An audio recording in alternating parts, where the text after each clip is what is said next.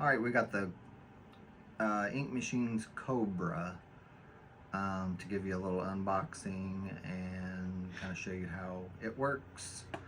When you get the machine, I got the 37 millimeter grip. It's actually only 37 millimeters right there at the tip. It's actually a really comfortable grip. It's got a nice weight to it. I got the package that came with 2 battery packs, and then it also came with the toolkit. The toolkit has your Allen keys that you're going to need to adjust things. It comes with extra springs, extra screws. These are all the different attachments if you want to use the Ink Machines proprietary cartridges. I don't mess with those, so I've swapped everything to just regular cartridges. I don't know why they sell this separately, because you really can't adjust anything without this kit. It also comes with a bottle of oil. There's going to be some parts on the inside of the machine that you need to oil every so often. One thing nice about this one, it does come with RCA adapter. So if you don't want to use your battery, you can put the RCA adapter on and run it. One thing I would say about when you use the RCA adapter, you lose all the boost and kick features that you get from the app.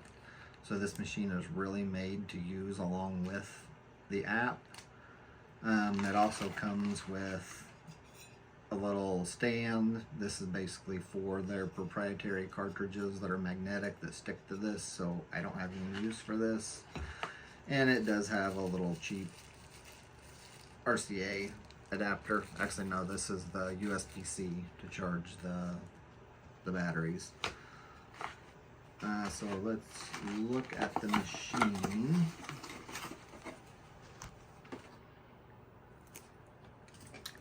The batteries are magnetic, but they're held on here really tight. I mean, I'm pulling and there's no, you're not gonna knock this battery off. They're on there snug. I've already put the adapter in here to change this to regular cartridges. That is another part that comes with it, but I've already put it in. I'm not taking it out. We'll go over the insides of the machine real quick. This is where the machine kind of becomes a pain in the butt, especially to adjust the stroke. I'll walk through adjusting the stroke just so you can see. First, there's this little top spring loaded thing here. This allows you to adjust how hard or how soft you want this. So like here, it's all the way at hard, so this is really stiff. And this is the part that's going to hit the plunger, or you can turn it all the way back to soft, where it's a softer kind of squishy feel. I really don't notice where this does a whole lot of difference during the tattoo, so I usually just kind of set it in the middle. Their motor, their engineering's fantastic. The motor itself, it's somehow ran by magnets in here. I mean, the motor is literally just this. And I definitely would not go taking any of this apart. It comes with a kit to adjust this for their carts, but I've not messed with any of that either. When you run it, you can see it runs really smooth, really quiet, no vibration. This has got that spring-loaded thing set, like I said, about in the middle. So adjusting the stroke length in this is where you almost have to have their tools. There's going to be 2 little bitty screws that you have to mess with. The one that you have to adjust is this one. It is this little bitty red, I think it's probably made of Teflon or something. that has a little arrow that points on it. It's honestly so little that I've never, even since it was brand new, been able to actually see that little arrow. So I go by what direction the slot is. So with it pointed here with this arrow up, that's 4 millimeters. As you turn it, the middle is 3.5. As you turn that arrow down to the bottom, it's at 3. And then you can set it anywhere in between. So I'll show you what it requires to be able to do that. You have to stick one of their little tools in here, and this is where you're going to see this is kind of a pain in the butt. You have to stick this in here to stop that from spinning.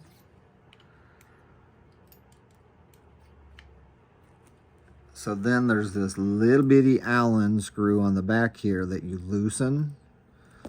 Once you loosen that, you have to flip this back around so you can stop it from spinning again, and then use their little screwdriver to turn that. Once you've turned it where you want it, you reverse that process, put it back in, tighten that screw, and that's how you adjust the stroke length on this machine. I said it's kind of a pain in the butt, but it is functional. It works. And I've actually taken calipers and measured the distance that it travels, and it certainly does what it's supposed to. They also say it's possible that soft and hard setting on there, that with your grip on there, you can actually stick a screwdriver right down in here and adjust it. I don't know why you would want to do that, because you don't really know where it's set at, but it is made that way. They do have disposable grips for these, so I'll go ahead and show that. This one I've already got opened. They're nice rubbery grips. I mean, I really like them. They're very light, very squishy and grippy. I'll show you, this is the 37 millimeter. This is the 30 millimeter. When they come, they're going to come with the little adapter to plug in here to make this for regular cartridges. And it's just as simple as snapping it in there. And then a regular cartridge fits in it just fine. So, and these are made of the same material. It's a nice rubbery kind of grip. You do kind of lose a bit of weight whenever you use these, because they're not as heavy as the original one. I've heard some reviews mention that their grip like falls off easy. This doesn't fall off easy, and it snaps on. It's actually got lines on it to match up where it goes. But yeah, I mean, I can't make it fall off that easy. And the same with the disposables. I've never had trouble with that. I've also seen complaints where they didn't like that you have to turn the battery to adjust the needle instead of turning the grip. I don't find any problem with that either. It kind of comes natural once you start using the machine. The buttons, I really don't have trouble with the buttons either, which I've heard complaints about on some of the YouTube reviews. The power button is at the top. You've got your up and down for your power, and then you've got a pair button in the center to pair your Bluetooth with the app. As you can see right now, the app is showing that I don't have any devices running. I'll hit this button once. That's going to turn it on. It'll connect right to my app. And inside the app is definitely where you get the most features.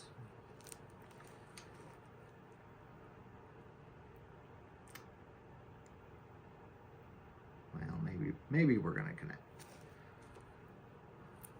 Here, we're gonna force close that and then open it back up. I've just confused it. Yeah, we've got it. You can name your battery pack. So like I've got this battery pack, the top in purple. So I've got this one labeled as purple. Right now we've got 9.5 volts. The nice thing with this, I don't think a lot of people know, is you can also set this by the hertz or the cycles per second.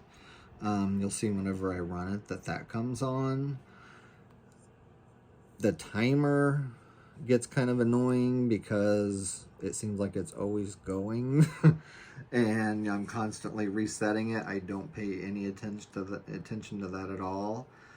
The kick is actually a jump start feature, and I don't know of really many machines anymore that need a jump start feature, so I don't use that either. One of the things I love about the app is having presets. So like this would be what I'm using for lining, that's running at 9.5 volts, and I've got the boost at high, and just a click over here to the preset 2, it'll switch to 7.3 volts. My boost is on medium, and it's got 4 different settings for that. So let's go ahead and plug a cartridge in here and show you how this runs and how it adjusts. You can see you do turn the battery to adjust your needles. Super quiet, almost no vibration whatsoever. This is showing that we're running at 95 hertz up here at the cycles per second on high boost. So I've heard some people say that this machine doesn't hit hard. I'm going to show you real quick. This is the Valhalla, and this is set at 4.2 millimeters on the Valhalla, so this is going to hit hard. I mean, the Valhalla is like one of the hardest hitting liners that I use. But for people that say that this doesn't hit hard, at 9.5 with the boost on high,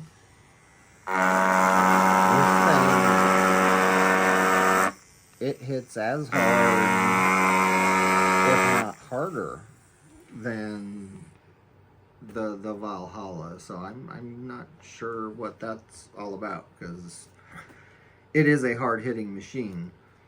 Granted, you can change the inner little spring to hit softer. I can turn my boost off, and that cuts it down. In that respect, it does remind me a lot of the Acus, because it does change the torque of your motor as you're running. So like right now, we'll see if you can hear the difference of the motor changing. Let me have to speed it up here just to get more noise. But there is off,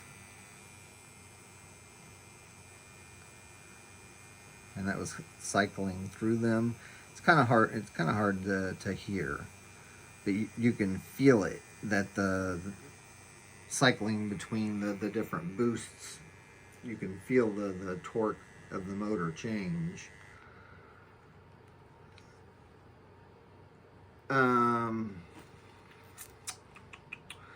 Battery life has been great. I always get at least 6 to 8 hours out of these batteries.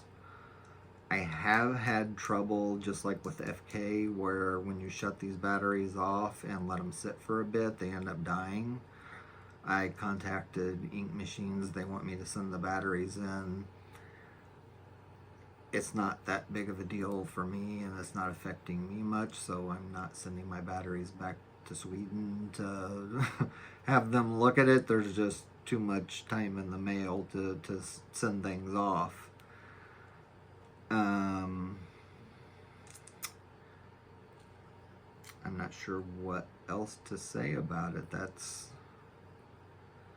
really about the gist of it. One thing that's kind of annoying whenever you have to shut these machines off, you hold the power button to shut it off, and the machine's going to run before it powers off. So that's kind of annoying, but overall it's a great pen. It's really comfortable, and it's got like infinite adjustments. So that's the Ink Machines Cobra.